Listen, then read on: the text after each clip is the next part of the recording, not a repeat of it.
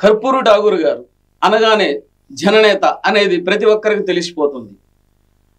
అది యువకులు కావచ్చు, పెద్దలు కావచ్చు, మహిళలు కావచ్చు, సమసమాజంలో అందరికీ కూడా వారు తెలియనటువంటి వ్యక్తి కాదు. అత్యున్నతమైనటువంటి వ్యక్తి. ఎన్నో జీవాలు చేసి, ఎన్నో సంస్కరణలు చేసి వారు ముఖ్యమంత్రిగా ఉన్నప్పుడు బీహార్ రాష్ట్రానికి ఇప్పుడు నితీష్ కుమార్ కావచ్చు, లాల్ ప్రసాద్ యాదవ్ గారు కావచ్చు, వీరందరూ కూడా వారి శిష్యులే. కాబట్టి అత్యున్నతమైనటువంటి ఎన్నో ప్రయోగాలు చేసినటువంటి గొప్ప వ్యక్తి. ఆ వ్యక్తిని కూడా మనం ఈనాడు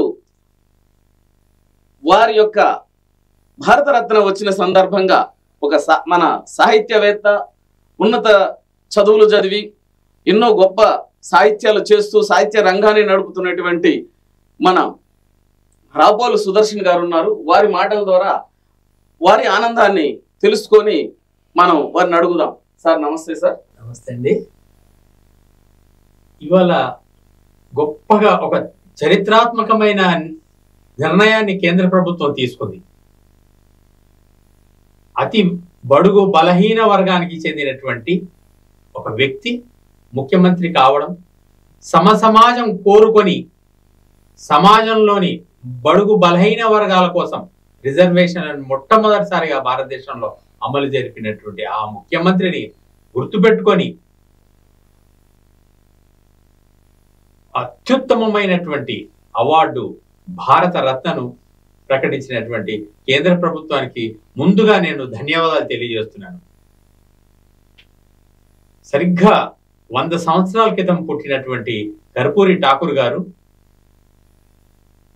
తను ఎంతో కష్టపడి, అంటే విద్యను అందించని బడుగు బలహీన వర్గాల ఆ సమయంలో ఎంతో కష్టపడుతూ చదివి డిగ్రీ వరకు చదువుకొని రాజకీయాల్లో ఉంటూ రామ్ మనోహర్ లోహియా లాంటి వాళ్ళ కలిసిమెలిసి వర్క్ చేస్తూ, జయప్రకాష్ లాంటి వాళ్ళ కనుసన్నల్లో వర్క్ చేస్తూ, వాళ్ళ అభిప్రాయాలతో ఏకీభవిస్తూ ఆ విధంగా మొత్తం వ్యవస్థనే మార్చాలనుకొని ఎదిగినటువంటి నాయకుల్లో మన కర్పూరి ఠాకూర్ గారు ఒకరు. వారు సోషలిస్ట్ పార్టీ తరఫున ముఖ్యమంత్రిగా అయ్యారు. సామాజిక వ్యవస్థ మొత్తం సమానత్వం కోసమని, బడుగు బలహీన వర్గాల అభ్యున్నతి కోసమని నిత్యం కృషి చేశాడు. ఎటువంటి అవినీతి లేకుండా చివరికి తను 2 సార్లు సీఎంగా పనిచేసినా కూడా కనీసం ఒక సొంత ఇల్లు లేని ఊరి గుడిసెలోనే తర్వాత జీవనాన్ని గడిపాడుంటే ఈ వ్యవస్థకి, ఇప్పుడున్న వ్యవస్థకి ప్రత్యేకంగా ఎంత ఆదర్శవంతుడో, ఆదర్శ పురుషుడో అర్థమవుతుంది. అది దృష్టిలో పెట్టుకునే బహుశా మన కేంద్ర ప్రభుత్వం ఇవాళ వారికి భారతరత్న అవార్డు ఇచ్చి గౌరవించింది. వారు ఈనాటి వ్యవస్థకి అన్ని విధాలుగా స్ఫూర్తిదాయకమైన వ్యక్తి. ముఖ్యంగా నాయి బ్రాహ్మణ కులానికి సంబంధించినటువంటి ఈ వ్యవస్థకి ఆయన ఒక గొప్ప ఆదర్శ పురుషుడు. ఆయనను ఆదర్శంగా తీసుకొని ఆయనలాగా ప్రతి ఒక్కరం సమాజంలో కృషి చేయాలని, చేస్తారని ఆశిస్తున్నాను. ఆయనను ఆదర్శంగా మనం అందరం గ్రహిద్దాం. ధన్యవాదాలు. ఈనాడు బడుగు బలహీన వర్గాలకి ఆదర్శమే కాకుండా ఉన్నత స్థాయి ఉండేటువంటి వ్యక్తులకు కావచ్చు, వారిని ఎంతో మంది ఆదర్శంగా తీసుకుని ఎదిగారు. ఈనాడు మనం చూస్తున్నటువంటి బీహార్లో చాలా మంది వారి యొక్క శిష్య బృందం ఉంది. వాళ్ళందరూ కూడా అక్కడ బీహార్ రాష్ట్రం అంతా కూడా ఇది ఒక దీపావళి పండుగ జరుపుకుంటున్నారు.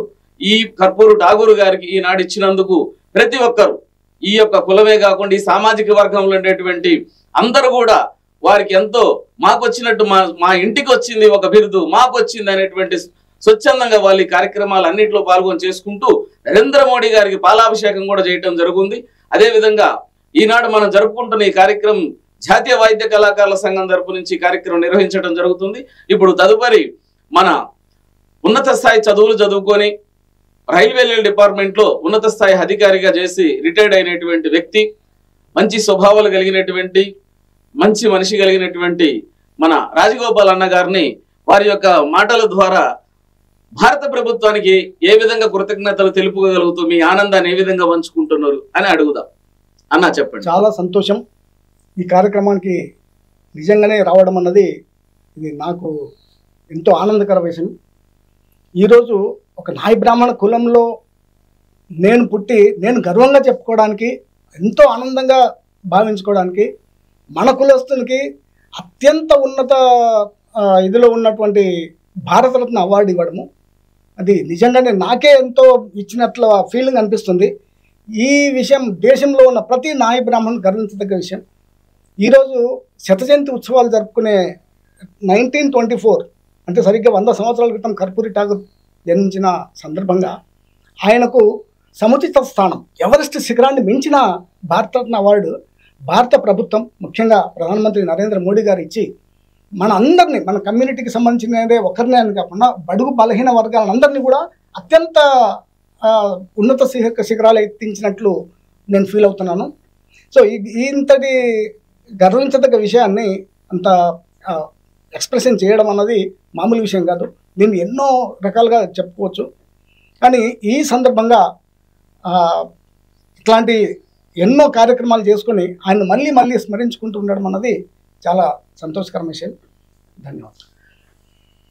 అన్నగారు, మన రాజగోపాల్ అన్నగారు వారు ఇచ్చినటువంటి ఆనందదాయకమైనటువంటి పదాలు మనం చూసుకున్నట్టయితే, ఈనాడు అది వెనుకబడ్డ వర్గాలే కాదు, అన్ని వర్గాలకు కూడా, మధ్యతరగతి కాదు, ఉన్నత స్థాయి కాదు, ఏ స్థాయి కాదు, అన్ని తరాలకి, ఆ యొక్క రాష్ట్రంలో ఉన్న ప్రజానికానికే కాకుండా భావి తరాలకి, అన్ని తరాలకు కూడా ఆదర్శవంతులు, వాళ్ళు అద్భుతమైనటువంటి వారి యొక్క పాలనలో ఉన్నారు. అదే విధంగా రావాలని ఇప్పుడు ఉన్నటువంటి రాజకీయ నాయకులు కూడా చాలా మంది అటువంటి నాయకుల్ని ఒక నిర్దిష్టంగా నిర్ణయం తీసుకొని వారి బాటల్లో నడవాలనేటువంటి వారి ఆలోచనని చాలా చక్కగా చెప్పారు.